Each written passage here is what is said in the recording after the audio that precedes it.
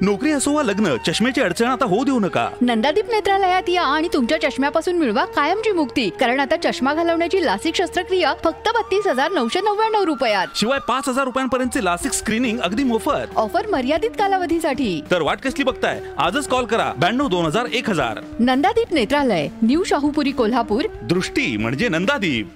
हद्दवाढीतही आमदार सतेज पाटील गट टार्गेट.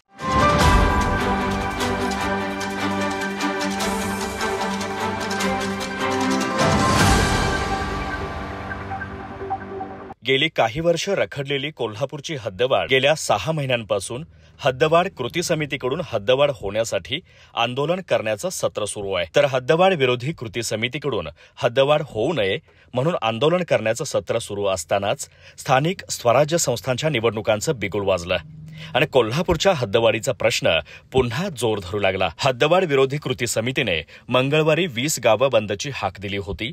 नेमकं मंगळवारीच मुख्यमंत्री, दोन्ही उपमुख्यमंत्री आणि कोल्हापूरचे लोकप्रतिनिधी यांच्यात कोल्हापूरच्या हद्दवाढीवर बैठक संपन्न झाली. या बैठकीत 8 गावांच्या समावेशासह नव्याने प्रस्ताव सादर करण्याच्या सूचना महापालिकेला देण्यात आल्या. या 8 गावांमध्ये उचगाव, सरनोबतवाडी, उजळाईवाडी, पाचगाव, मोरेवाडी, कळंबा, बालिंगा, मूळ गावठाण वगळून पाडळी, मूळ गावठाण वगळून या गावांचा समावेश करण्यात बैठकीत चर्चा झाली. या गावांना महापालिकेमार्फत समावेशाबाबतचं पत्र देण्यात येणार आहे. या समाविष्ट असणाऱ्या 8 गावांमध्ये बालिंगा गावठाण वगळलं तर सर्वच गावं ही आमदार सतेज पाटील गटाच्या लोकनियुक्त सरपंचांची आहेत. शहराच्या नजीक असणारं गांधीनगर हे मोठं बाजारपेठ आहे, तर शिरोली हे मोठं गाव औद्योगिक क्षेत्रासाठी प्रसिद्ध असूनही या दोन्ही गावांचा समावेश न करता फक्त आमदार सतेज पाटील गटांच्याच गावांचा समावेश करण्यात आलाय.